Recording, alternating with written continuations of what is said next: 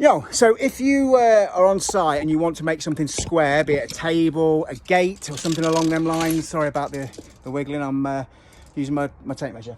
Go from one corner to another corner and the same the other way.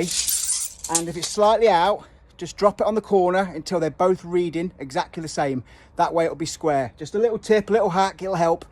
Trust me, it'll help. Click and subscribe if you haven't already. I'll catch you next one.